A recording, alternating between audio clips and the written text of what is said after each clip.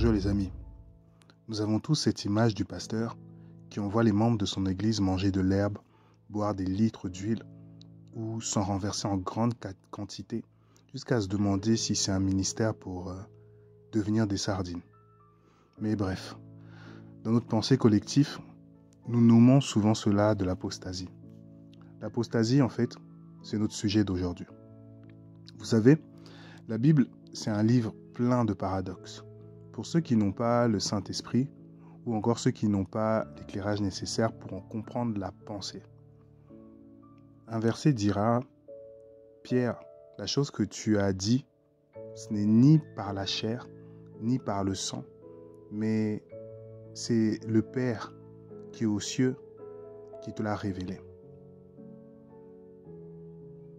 Je constate dans notre génération, où le nombre d'analphabètes a drastiquement diminué dans la population, en fait, cela permet de promouvoir facilement l'approche intellectuelle, historiographique ou même scientifique. Mais malheureusement, ça devient une pierre avec laquelle beaucoup trébuchent. Les Écritures elles-mêmes nous permettent de comprendre qu'il existe deux types de connaissances. La première que je nomme la grande montagne, elle nous rappelle cette image que de loin, la montagne peut paraître accessible et petite, et par cela on peut en déterminer ses contours.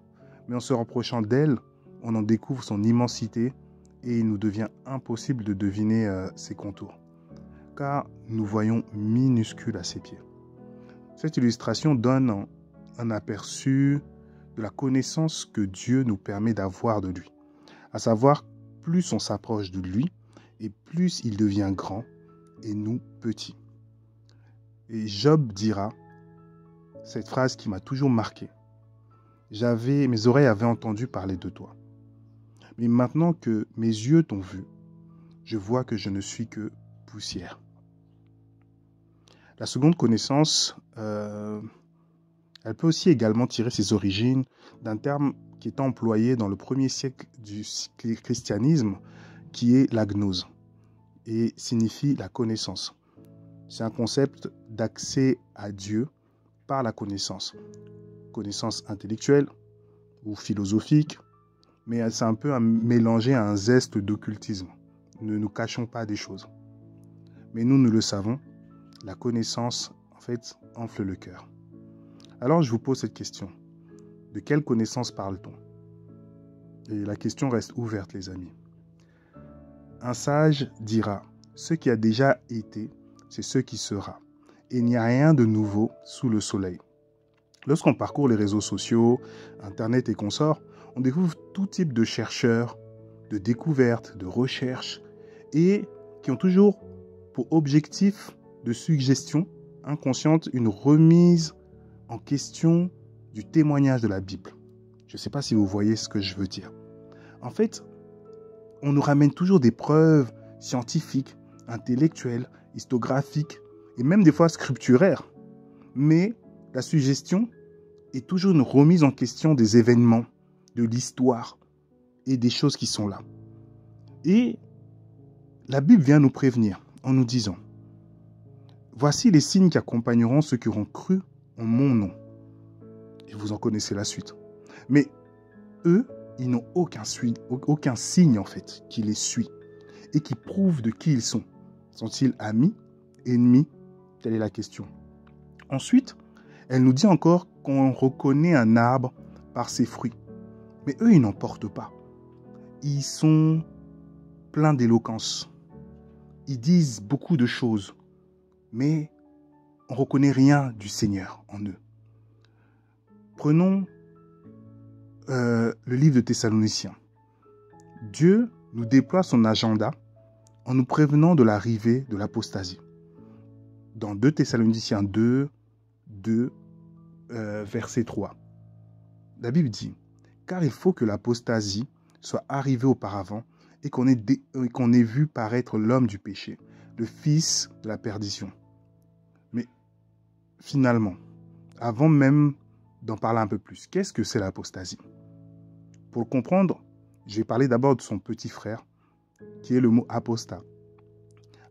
L'apostat, en fait, C'est une personne qui fait l'acte d'abandon. Il peut abandonner son équipe, la doctrine, une opinion, un parti et plein d'autres choses. Donc en faisant cela, en fait, il fait l'acte d'apostasie. Donc de manière simple, si on peut dire qu'en fait, c'est un lâcheur. C'est ça en fait. Et on peut même dire que c'est un lâcheur, car cette personne, elle renie sa foi véritable et sincère au profit d'autre chose. En scrutant un peu plus 1 Timothée 4, versets 1 à 3, les grandes lignes de l'apostasie en fait viennent nous éclairer sur la stratégie émise. Allons pour voir. On dit, mais l'Esprit dit expressément que dans les derniers temps, quelques-uns abandonneront la foi pour s'attacher à des esprits séducteurs et à des doctrines de démons. Ici, on peut constater une sorte de théorie de remplacement. L'apostasie a pour stratégie de pousser l'homme à abandonner, et je dirais même plus précisément au profit d'une imitation qui s'associe à des esprits de séduction. En gros, l'abandon, je dirais plus le remplacement.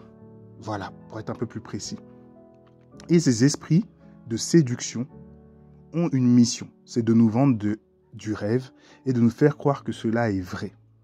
N'oublions pas que la séduction est une chose plaisante, agréable pour nos sens, pour nos yeux, pour nos mains, au toucher. Donc ce n'est pas quelque chose qui va nous déplaire. Au contraire, on va être persuadé de la chose. Mais continuons notre lecture.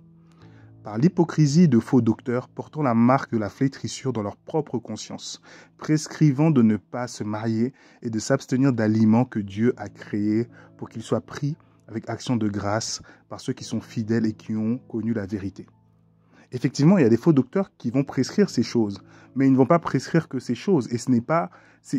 comment dire ça ? C'est comme des exemples qu'on nous donne. Mais on comprend que l'apostasie agit par la bouche de divers enseignants, qui eux-mêmes ont été piégés et séduits par les démons. En fait, leurs conseils finissent par enlever la liberté en Christ, emmener dans une alliance inconsciente avec des démons. On peut comprendre ici la stratégie en fait de la puissance de l'égarement. On entend tellement de choses. Dieu m'a dit ci, Dieu m'a dit enlève, ne fais pas, fais, ça, comme ci, comme ça. Donc, on est bouleversé en se disant, mais finalement, qu'est-ce que Dieu dit? Des prophètes, des prophétesses, des apôtres, des apôtresses. On a toutes les sauces possibles. Et de nos jours, moi le premier, nous pouvons tous rentrer dans le piège de l'apostasie en abandonnant la foi véritable pour des preuves scientifiques, historiographiques, intellectuelles, pour des personnes. Mais ces personnes, ayant en eux la marque de la flétrissure, ils agissent aussi pour flétrir les autres. La foi et le témoignage de Dieu au travers ses serviteurs est une chose qui dépassera même toujours la technologie humaine. Dieu a choisi de nous sauver par la folie de la croix, mais surtout par le moyen de la foi. L'homme du péché vient pour renverser le témoignage de Dieu dans ce monde et le témoignage scripturaire des écrits, mais surtout les lois de Dieu au travers diverses preuves intellectuelles et autres. Ne doutons pas de sa capacité intellectuelle. Mais le plus important, c'est quoi? Gardons la parole du Seigneur avec ténacité, en ne nous laissant pas porter par ces diverses preuves, vérités trouvées par-ci, par-là, dans tel lieu, dans telle chose. La Bible nous dira que le seul qui conduit dans la vérité, c'est le Saint-Esprit. Et elle nous dira aussi que la vérité qu'il nous présente, c'est Jésus-Christ. C'est la personne de Jésus-Christ, qui lui-même dit, je suis le chemin, la vie et la vérité. Pour tout homme, c'est la seule porte qui existe. Il est la seule lumière. On l'appelle la véritable lumière. Et si on l'appelle la véritable lumière, c'est parce qu'il existe aussi des fausses lumière. Il existe beaucoup de chemins.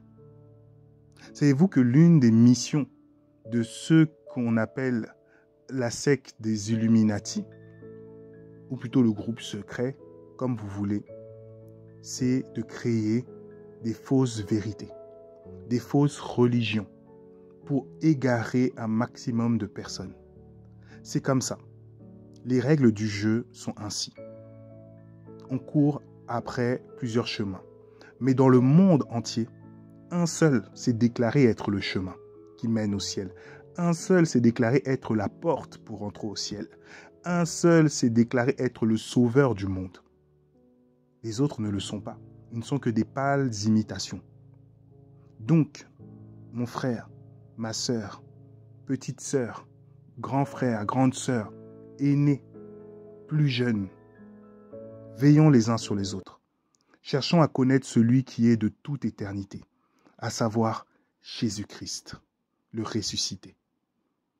Et ne nous laissons pas piéger par cette apostasie intellectuelle qui vient brouiller les pistes, qui vient faire troquer notre foi par une foi fausse, par une croyance fausse, par des doctrines qui nous éloignent au lieu de nous rapprocher, qui nous égarent loin de notre salut et de notre Seigneur. Demeurez bénis et je vous dis à bientôt.